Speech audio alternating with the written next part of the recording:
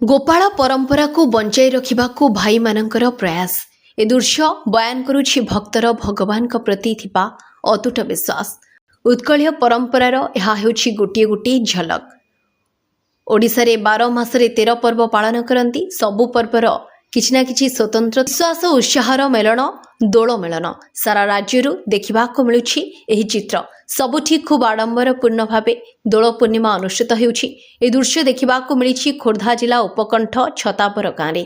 କେଉଁ ଆବାହମାନ କାଳରୁ ବହନ କରୁଛି ଗୋପାଳମାନଙ୍କର ଏହି ଦୋଳ ମେଳନ। ଛତାପର ଗାଁ ଦାଣ୍ଡରେ ଦେଖିବାକୁ ମିଳେ ଏ ଦୃଶ୍ୟ। ଏହି ଗାଁରେ ବଡ଼ ଧୁମଧାମରେ ପାଳନ ହୁଏ ଦୋଳ ପର୍ବ। ଏଠାକାର ଲୋକମାନଙ୍କର କହିବା କଥା କି ଏ ତାଙ୍କର ଐତିହାସିକ ମେଳନ 1800 ମସିହାରୁ ଆରମ୍ଭ ହୋଇ 2026 ମସିହା ପର୍ଯ୍ୟନ୍ତ ଚାଲୁ ରହିଛି। 2024 ବର୍ଷର ମେଳନ। ଏହି ମେଳନଟି ରୀତିନୀତିରେ ପାଳିତ ହୋଇଥାଏ।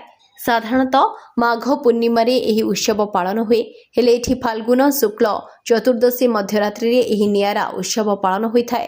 ରଙ୍ଗର ବାସ୍ନାରେ ମହମହ ବାସୁଛି ଛତାପର ଗ୍ରାମ। ଏଠି ଭାଇଚାରାରେ ଦୋଳ ପର୍ବ ପାଳିତ ହୋଇଥାଏ।